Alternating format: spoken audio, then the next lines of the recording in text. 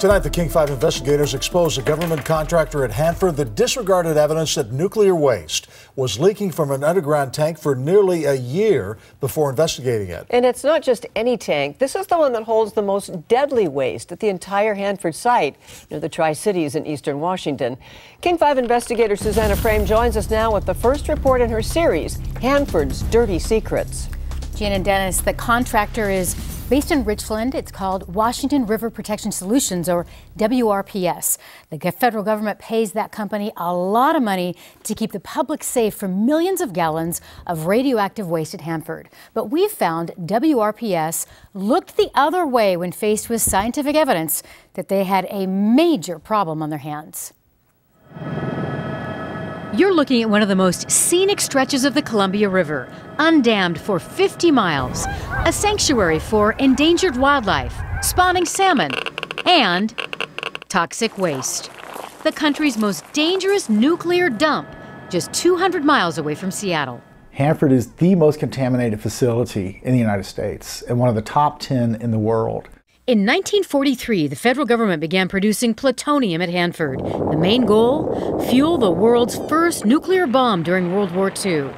By the 1980s, all plutonium production stopped at the site, but the government left behind a mess. The largest and most complex environmental cleanup effort in the world, with the worst of it sitting underground in massive tanks. For 25 years and counting, the race has been on. Get rid of the lethal junk in the tanks before it leaks all the way to the Columbia. And if anything bad happens out there, Seattle will feel it. Tom Carpenter is executive director of the watchdog group Hanford Challenge, based in Seattle. The Columbia River gets contaminated, it eventually finds its way up here. If there's an explosion or a fire, then it can still come up here that way. So we're not safe from it. And we need to keep our eye on what we're being told out there. And last year, the U.S. Department of Energy told us something big. For the first time, one of their double shell tanks was leaking, found during a routine, regularly scheduled inspection of the tank known as AY-102. And they released these photos, radioactive and chemically lethal sludge oozing out of the main tank. The fact that a double shell tank is leaking at the Hanford site is a game changer. A major blow for sure. The double shells were supposed to be the toughest tanks around, the best shot at making sure the most deadly gunk wasn't going anywhere for decades. It contains literally trillions and trillions of lethal doses of radiation in that waste. Remember how the government told us they discovered this major problem during a routine inspection? That everyone was caught by surprise last year. We found that's not true. The evidence shows the contractor in charge of the tanks, WRPS, headquartered here in Richland, ignored strong evidence the tank was leaking for nearly a year before doing anything about it. We knew that we had a severe problem. Mike Geffrey has worked at Hanford for 26 years. In 2011, he responded to an alarm on AY-102. Leak detection equipment sent up signals that waste was escaping from the tank, leaking into what's called the annulus, the space between the main tank and the outer shell. I mean, we never guessed in a million years that we're going to have a double shell tank leak. Geffrey and a coworker checked the equipment and saw this. Those white flakes in the middle of your screen, tiny signs of big trouble. What looked like nuclear waste dried up on the gear. Then, something from that part of the tank they'd never seen before, a reading of radioactive contamination. It was very shocking for us, for both of us. We kind of just kept looking at each other like, wow, that's really hot. At that moment, was there really any doubt in your mind that you had a leak? Oh no, I knew right then that we had a leak, that something was wrong down there. Geffrey reported the findings right away to his bosses, who had a different opinion. The detection equipment, not the tank, must be broken. They just kind of sat there and they just kind of went, well, are you sure that thing's calibrated? And I said, yeah, I'm sure. I mean, I'm the one that does the calibrations on it. I'm the one that takes care of it. Of course, I'm sure.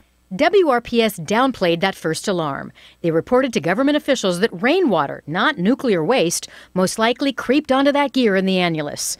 And the radioactive readings? They concluded it was simply leftover or legacy contamination from years ago. But King 5 found the company's own experts later discounted those explanations in a 400-page report. WRPS wrote the rainwater explanation seems problematic because of the radiation reading. And the legacy contamination theory, they wrote that area has been contamination-free since 1999. Nothing added up that said this wasn't a problem. And they just chose not to do anything. WRPS wouldn't go on camera, but issued a statement to King saying they didn't ignore anything, that they thoroughly evaluated events in 2011, and that experience gained over decades of tank farm operations led them to believe rainwater, not nuclear waste, was collecting in the annulus of AY 102. If your alarm clock goes off, hey, it's time to go to work. If your alarm goes off for the tank, it's time to apparently wait another year. Marco Kaltofen is a researcher near Boston. He's one of the top environmental radiation experts in the country. He says waiting to investigate signs of a leak is a serious mistake. The worst case, the most dangerous material on the planet makes its way all the way out of that tank. Time is not our friend. This waste actually gets worse as time goes on. It's hot, it's corrosive, it eats through its container. It can't sit there, or it's going to be in the Columbia River, and there's no other choice.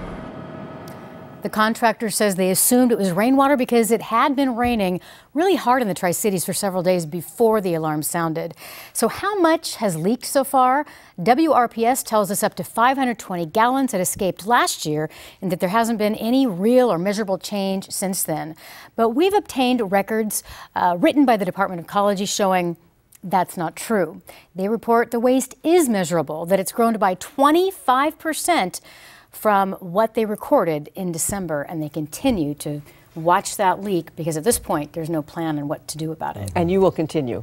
Yes, on Thursday we're going to have another story that will focus on, it wasn't just this one red flag, this alarm that was kind of downplayed. We're going to show you it was a series of events over about a 10-month period that for some reason managers just kind of looked the other way. Okay, look forward to it, Susannah. Thank you. Thanks, Susannah. Number 1 at 5. King 5 News starts now. Good evening. Governor Jay Inslee and the federal government are both taking action now after a King 5 investigation into a Hanford contractor. The investigators exposed the contractor looked the other way for nearly a year as evidence rolled in that, for the first time ever, a double shell tank was leaking nuclear waste. Susannah Frame is here with the latest in her series, Hanford's Dirty Secrets. Susannah. All right, two big developments since we started asking tough questions about what is going on at Hanford. We've obtained a copy of a letter written by the top federal official who oversees the Hanford site.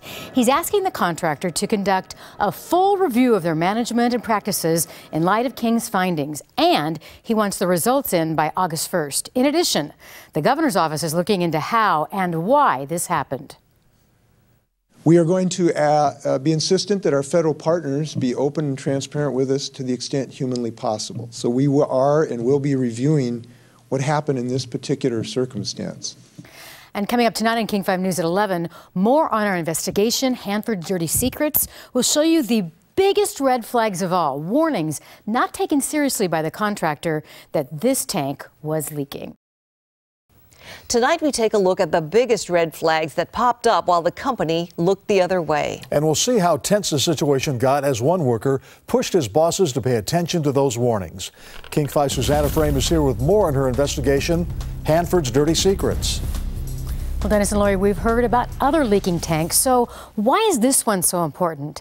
This tank is holding waste that is so toxic that if it were to eat through its outer shell and reach the nearby Columbia River, it would contaminate irrigation water, crops, salmon, our food chain, not for months, but for hundreds of years to come.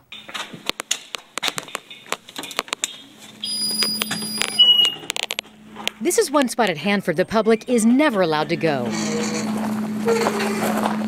Underfoot, the most hazardous material on Earth is brewing inside a 1 million-gallon double-shell tank. This tank is holding the nastiest of nasty stuff at Hanford. A year and a half ago, Mike Geffrey, who works for a Hanford contractor, saw what no one expected, evidence that tank was leaking. If so, it would be the first double-shell tank to ever leak at the site. I knew it was serious because that's what my career has been for the last 25 years, is to monitor these tanks, to check for leaks. I mean, that's been what I've done. Geffrey reported his findings to the top company guy in the field right away, WRPS manager Dave Strasser, who argued this wasn't serious, that rainwater, not nuclear waste, must have creeped into the space between the tank's inner and outer shells. It was kind of just, we don't want to deal with it, Mike, you know, just let it go. Shut up. Just shut up, just let it go. Yeah, just don't worry about it. But Geffrey did worry about it as warning after warning rolled in. A leak detection alarm went off. A few weeks later, an air monitor spiked to the highest reading of radioactivity ever seen by current employees. 5 months after that, equipment got stuck to the tank floor, an indicator it was glued to sticky waste. I complained a lot about it. You know, I made a lot of statements of what are we going to do? After all that, the employees here at Hanford came across the biggest red flag of all, something the experts say should have sent their managers scrambling to find answers. A broken wire, similar to this one behind the glass, was pulled out of the space between the shells. It gave off an extremely hot radiation reading, one that shocked the workers, but not the managers. They didn't call for more investigation. Instead, they kept to their rainwater theory. It's hard to believe that you could get this much advance warning of a problem and not deal with it. Marco Kaltofen is a top radiation expert located in Massachusetts. He's been to Hanford many times. I really don't know what it's going to take. What is it going to take to get you to wake up and start dealing with a problem? Because problems do not fix themselves, and they definitely don't fix themselves in Hanford. WRPS, the contractor hired by the feds to take care of all the tanks at Hanford, denied repeated requests for an on-camera interview, but they told us their experts disagree. They said contamination readings were well below what would have been expected from tank waste, and that the alleged red flags were investigated and determined unlikely to be caused by a leak. Months went by. Yeah. And what happened? Well, nothing. Geffrey says his WRPS bosses told him to conduct business as usual, but that didn't happen. Yeah, I'd come home and be just frustrated and grumpy, couldn't sleep at nights. He even considered ditching his long and successful career. They took the fun out of it.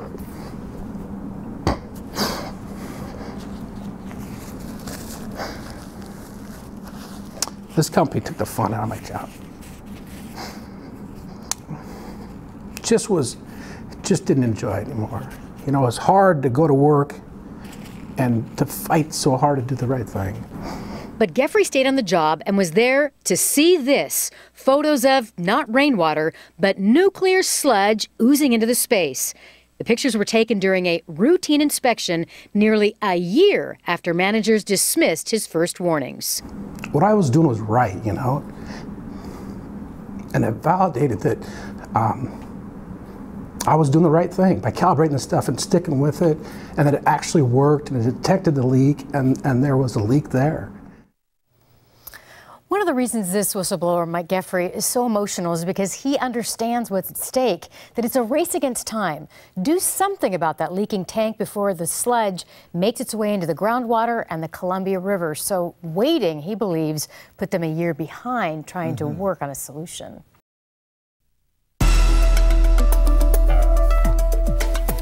If a fire alarm goes off at your office or school, there's most likely a plan for what to do next. But that wasn't the case when a serious alarm sounded at Hanford a year and a half ago. In her continuing investigation, Hanford's Dirty Secrets, King 5's Susannah Frame reports that a government contractor had no plan in place when an alarm went off, signaling a double-shell tank was leaking nuclear waste. With human and environmental health on the line, nobody shoots from the hip at Hanford. Written procedures dictate everything.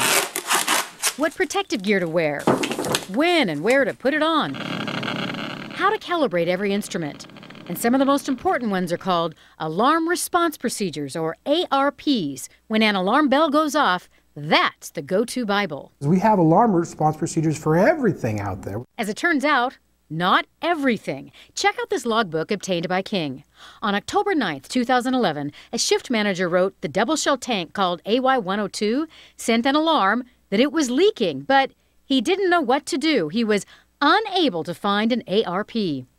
After that, managers for the government contractor, WRPS, sent their employee Mike Geffrey out to check the detector. I thought there would be a whole protocol of investigating, looking to figure out what's going on, maybe sticking cameras in and looking to see where the waste was coming from. I just assumed that was in place. Well, there wasn't any of that in place. There was nothing. No plan. No plan. Zippo. WRPS officials disagree with King 5. They sent us a statement saying there is and has been an established alarm response procedure, ARP, for this leak detection system. We checked. We looked at all of the ARPs connected with double shell tanks at Hanford. They've got one for high pressure, power supply failure, tank level alarms, and more. But nothing, not one ARP for alarms showing nuclear waste might be leaking from a primary tank. To me, they failed. You know, that company failed. We showed the company response to former Ecology Department worker Dick Hagan that there is and has been an alarm response plan. But did they give you the actual procedure? No, because it doesn't exist. They lied to you then. For 9 years, it was Hagan's job to make sure contractors followed state regulations at Hanford. They need to, right now, figure out a plan to deal with this in case it gets bigger or something else leaks. Somebody decided not to have a procedure in place because they simply believed it would never happen, they'd never have to address it. That was a big mistake. Why was this such a big mistake?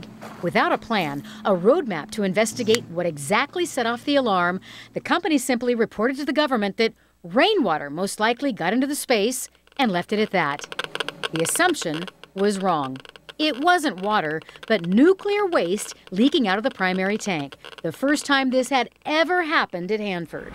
If you are alarming that, if you're testing that, if you're monitoring, and you don't have a plan for when you find something, why are we out there in the first place? Everybody go home. Forget the whole thing. With no procedures in place, warnings of a leak rolled in as waste rolled out for nearly a year of not working on a solution. And Hanford experts tell us this leaking tank in particular needs a solution quickly. It's loaded with massive amounts of a nuclear byproduct called strontium-90. Strontium-90 is so nasty, it creates thermal heat at the bottom of the tank so hot, it boils the waste around it. A concoction that would eat through the tank's outer shell faster than any other material at Hanford. And that's the final barrier between the toxic sludge and the environment. And it's been known for over 50 years at Hanford that high heat loads at the bottom of tanks cause them to leak and crack. This is not unknown. They've wasted money, they've wasted time. We can't afford to do those things out at Hanford. It's too urgent of a problem. All of us have way too much invested in that cleanup to succeed for that kind of mentality to prevail. So today, a WRPS executive told us he needed to clarify their statement that they didn't actually need an alarm response procedure, an ARP, because they had other plans that covered it. In fact, the company didn't have proper plans in place at the time, and they still don't. And this is important because this is not the only double shell tank at Hanford. That company is in charge of 27 others filled with the worst waste out there. And our experts are telling us that because of that, they need an actual ARP on the books in a hurry in case it happens again.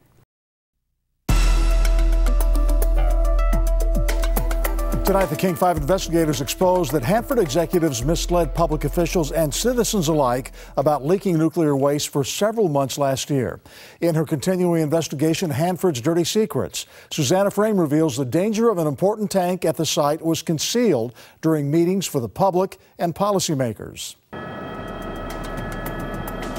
With all the uncertainties at Hanford, what's buried below this dirt was supposed to be the one slam dunk. 28 sturdy double shell tanks. If all else failed, at least these would protect the Columbia River, the food chain, and people from the worst of the worst on the planet. With 2 steel walls, not one, like the older tanks, the added safety barrier would contain that nuclear waste until scientists figured out a way to get rid of it for good. But that plan fell apart. The failure of a double shell tank is big, big news. The citizen watchdog group Hanford Challenge shocked the public last summer with information from a Hanford insider. Their press release read, "First double shell tank leaks at Hanford." A massive blow to the entire cleanup operation. And the reason is that we are relying on these tanks to operate safely for 40, 50 years through the rest of the cleanup. Now the public wanted to know what's going on. Board members and alternates, Especially the 32 members of the Hanford Advisory Board, citizens, government officials, and scientists. Secondly, another suggestion is... It's their job to give sound advice to the feds and the state of Washington on how to solve problems at the site. But it seems like I'm getting quite mixed messages. The board had questions, and Tom Fletcher, a U.S. Department of Energy Hanford manager, was supposed to be the man with the answers. At a board meeting last September, Fletcher brought photos of mysterious material that had made its way into that safety space between the two walls of the tank, known as AY-102. But Fletcher told the policy advisors he didn't know what it was yet. They were saying, well, don't jump to conclusions, it's just a possible leak. Meredith Crafton and Tom Carpenter of Hanford Challenge both attended the September meeting. The overall presentation was we're looking, but we don't see any evidence yet. Don't worry. Don't worry. Representative Jerry Paulette was there as well. And their answer was, we're investigating it, but we think that it's likely that it's rainwater. Here's an audio recording of a portion of Fletcher's presentation. It could be a carbonate buildup. Yes. And that's a possibility. It's just, like I said, we've seen a lot of different things, and they just don't point to any one thing, and that's why I'm really hard to speculate what it is. We haven't got to a point that says, hey, we know what it is. We know there is a history of rainwater leakage in this tank, annulus. We found those explanations don't add up. A month before that meeting, with all the speculation of rainwater, a tiny piece of duct tape, something similar to this, told a different story. This is duct tape employees from the government contractor in charge of the tanks, WRPS, lowered into the safety space of AY-102 to grab a sample of whatever was down there. And boy, did that tape deliver. Internal emails obtained by King 5 show that on August 13th, weeks before the board briefing, the lab reported to company execs what they'd found. Flakes of rust, old paint, and something else. Some of the most dangerous nuclear byproducts known to man, strontium-90, plutonium, cesium-137, and more. The exact components of AY-102's primary tank. After they analyzed the duct tape, should there have been a lingering question, is the tank leaking or not? Via Skype, we shared the findings with our radiation expert, Marco Kaltofen of Boston. I don't know what they're waiting for. Did they need a fax from the president saying, okay, this is a leak? It was time. All the information was there to make the right decision. Enough was on that tape. Absolutely. The tape held one more important clue. It was screaming hot with radioactivity. And remember, the sample came from the safety space that shouldn't record any contamination at all. That's a huge number. You actually have to go out and look hard for equipment that can measure radiation that's that high. You had all the information you needed, you knew you had a leak, and now it was just time to fess up, face the music. We wanted to ask WRPS President Mike Johnson about that and more. He repeatedly denied our requests for an on-camera interview. Hi, Mr. Johnson. I'm Susannah Frame from King TV.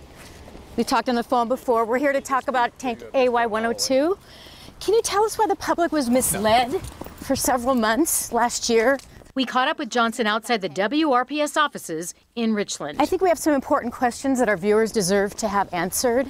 Johnson didn't answer our questions, but members of the Hanford Advisory Board did when we told them about the tape and lab results dated in August, a month before their briefing.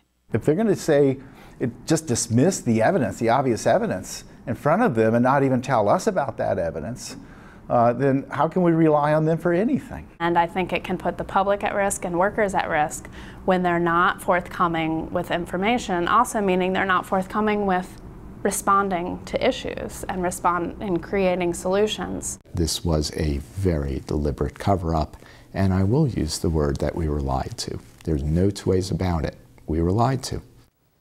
Now, it wasn't just WRPS President Mike Johnson who wouldn't answer our questions about this issue.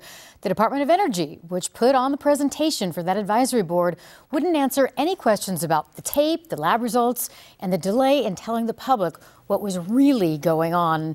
And one of the reasons the advisory board members are so upset about this when we showed them the evidence is that they said that they need real-time, up-to-date information because it's their job to give advice.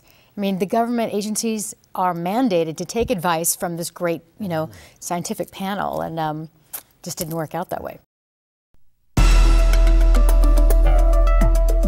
Tonight, the King 5 investigators follow the money trail in their continuing investigation, Hanford's dirty secrets. During a time when Hanford workers are facing furloughs and layoffs, Susannah Frame exposes one of the government's prime contractors wasted millions on the broken tank at the center of our investigation. This massive construction project will eventually be the last stop for nuclear sludge in Washington state, Hanford's waste treatment plant. The goal? Turn the dangerous liquids into glass logs at the plant, then ship it out of here for good. But now there's a major snag. Years ago, the feds chose one tank, AY-102, to serve as the first tank to ship waste to the treatment plant, a way to stage and feed millions of gallons of nuclear byproducts from underground holding tanks over to its final resting place. But that plan's now shot. With AY-102 confirmed to be leaking, it's deemed broken and unfit to handle the job. How big of a setback is that? Oh, it's huge. Hanford worker Mike Geffrey discovered the leak in 2011, but the contractor he works for, WRPS, looked the other way for nearly a year and instead charged ahead with Plan A, spending money to ready AY-102 as their key tank waste feeder. We wasted a year of designing, we wasted a year of where we could have been all of a sudden looking at another tank. During the exact months WRPS discounted signs of the leak, the company spent millions on waste feed design work, equipment, and project management. Most of it wasted work hours and tax dollars. We don't have a dime to waste at Hanford. Teresa Labriola of the citizen group Columbia Riverkeeper has seen budgets shrink at Hanford for projects like cleaning up contaminated groundwater that's headed toward the river. Again, this undermines the public's confidence in cleanup. When they hear about waste, they wonder what's going on at Hanford. While leak evidence was ignored, how much did the Fed spend on a broken tank? The U.S. Department of Energy gives us this figure, $2.4 million. But we found that number's way off, 600% off. In a report obtained by King, written by their contractor, WRPS, the number's a whopping $14.2 million. $14 million for work, a lot of it already scrapped. Millions of that could have been saved if they'd listened to science and their own people when the first signs of a leak cropped up a year before all that spending. Nothing added up that said this wasn't a problem. And they just chose not to do anything. The right opportunities for those projects that exist that get funded. At a public meeting in Richland, we caught up with federal Hanford official Tom Fletcher after we were denied requests to talk to him about the money and more. I'm Susannah Frame from King TV, and we've been trying to get...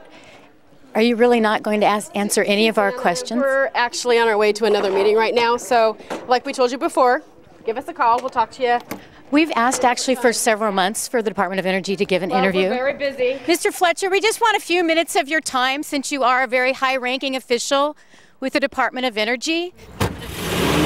Can you tell us why the Department of Energy has not been able to take 15 minutes to speak to King TV?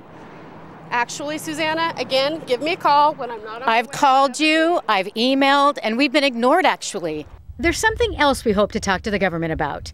King 5 has found that even after the leak was confirmed to the public last year, their contractor kept at it, spending on the defunct project. An assessment team wrote in a report that stopping the job should have been implied or evident.